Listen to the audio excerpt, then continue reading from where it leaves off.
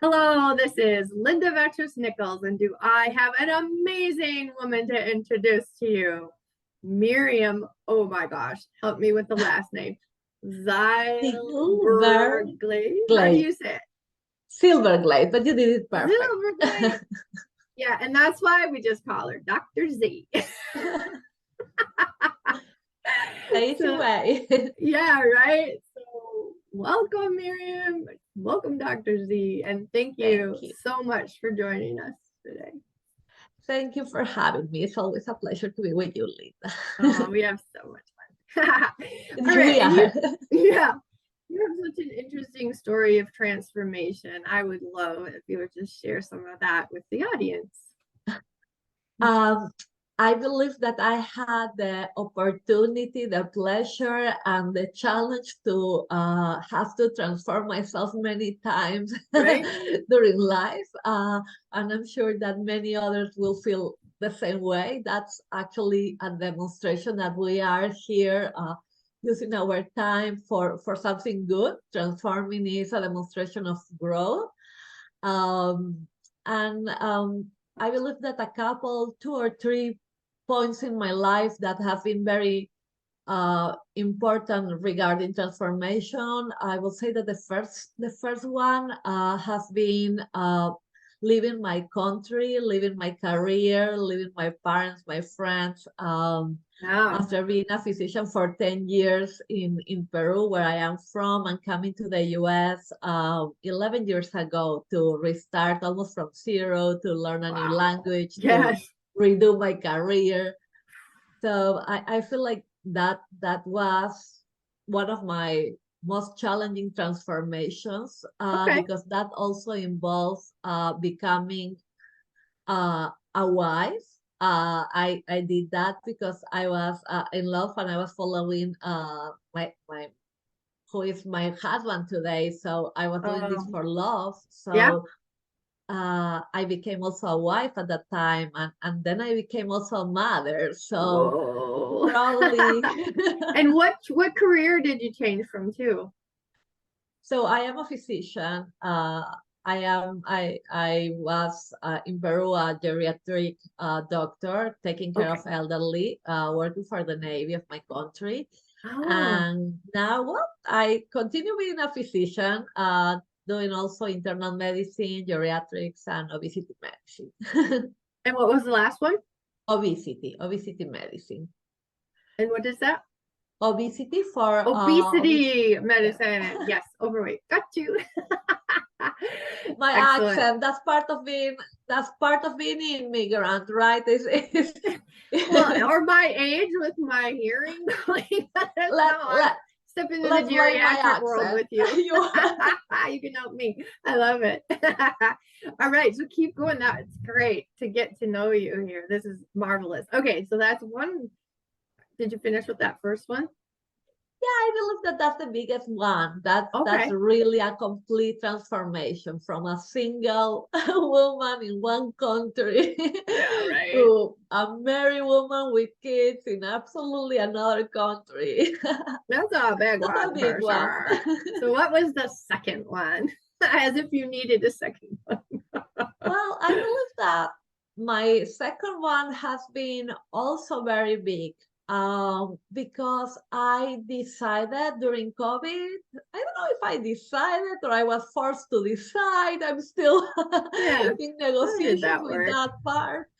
That I need to reassess my life. I was living a life that was um, very centered on my professional achievements, and not because of getting more titles or because of money. That was not my goal, or they were not my goals.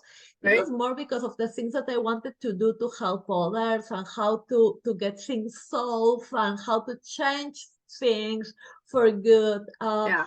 And I feel like I crossed the line where you are being a healthy, empathetic person, or a healthy Oh, we're altruistic. talking boundaries and empathy. All right. Oh, what is boundary? I didn't even know that word. I Right? I had to learn that word in English, actually. how to pronounce it and how to use it both. And I crossed the boundaries for sure. And I became an unhealthy advocate for others, and that was actually affecting my own well-being and the well-being of my family, my kids especially. And I didn't notice that because I was very good multitasking, and that's something that I do very We think easily. we can multitask. It really doesn't exist, but okay. Women are good at faking it with that one.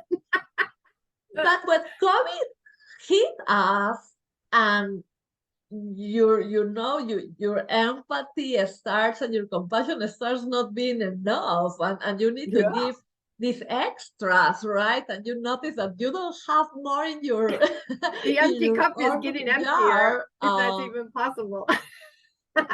Yes. So yeah, I didn't know it, but I was burned out, and my family was suffering from that. I was suffering from that, and it was time for me to decide, okay, you cannot advocate for others all the time. It's time for you to advocate for your family and your kids, and let others to be adults and take decisions for themselves. And I quit my job.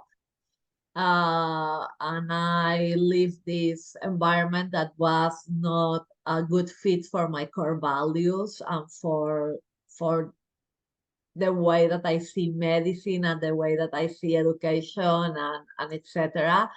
And I decided to change my life, my professional life, and to start learning and doing advocacy in a way that will create a real positive impact, not only that will drain me and without real solutions, but I learned that we need to be efficient when we do advocacy too. And that requires knowledge, and that requires boundaries, and that requires also to be in certain positions that allow you to see the circumstances or the situation from outside. It's very hard to advocate from inside, and that's what I did. And part of that crazy journey took me to the next transformation, which is I transformed myself in a writer. To a writer, from a doctor to a writer. Well, I continue being a doctor. Yeah, I continue being a doctor. I continue seeing patients because that is part of who I am, and it's in my heart, and give me happiness. I don't know, it's give me joy. But now I am also a writer, which is one of the best experiences of my life, and I don't have to explain that to you, Linda, after all the books that you have been involved with. But has been so amazing, has been a way to really almost restart from zero, and an introspective journey that started being very solitary and challenging and full of fear, right? And and it transformed my life in a life that is more meaningful, where I have more friends, but real friends. I connected with individuals that are in the same, I don't know, frequency, if you want to call it like that. Right. And gave me a sensation that I didn't have in the past, I believe ever. And gave me this freedom to feel that I belong and that I don't need to fit anymore. Wow. I love which that. is very rewarding.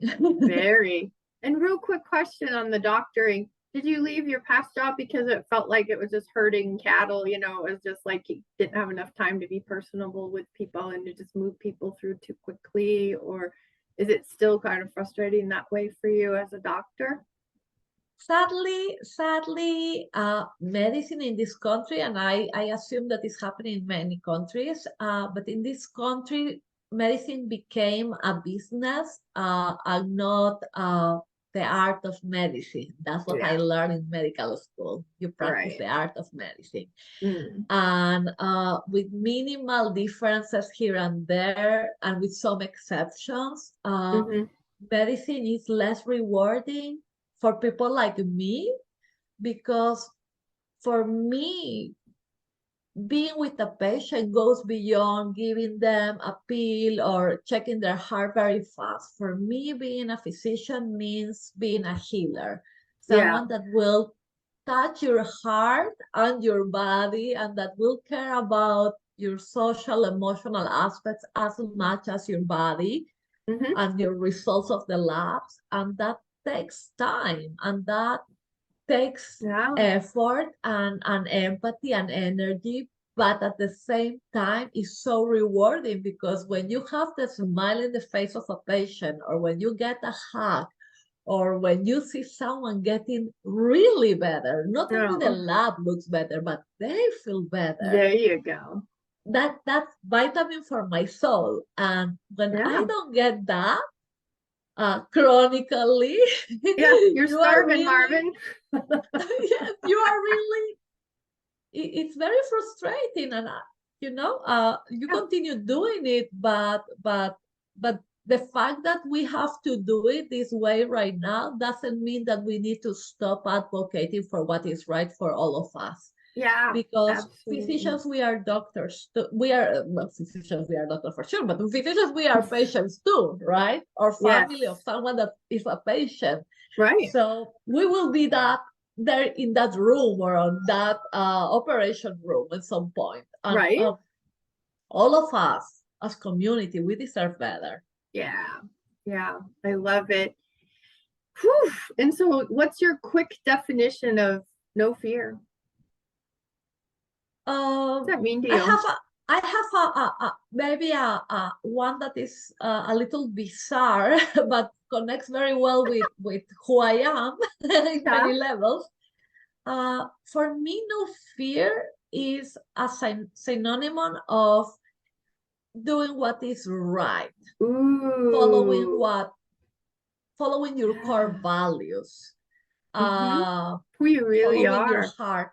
And I love it. No fear, for me, based on that concept, is synonym of moral resilience. That's for me no fear, in the context that I use it.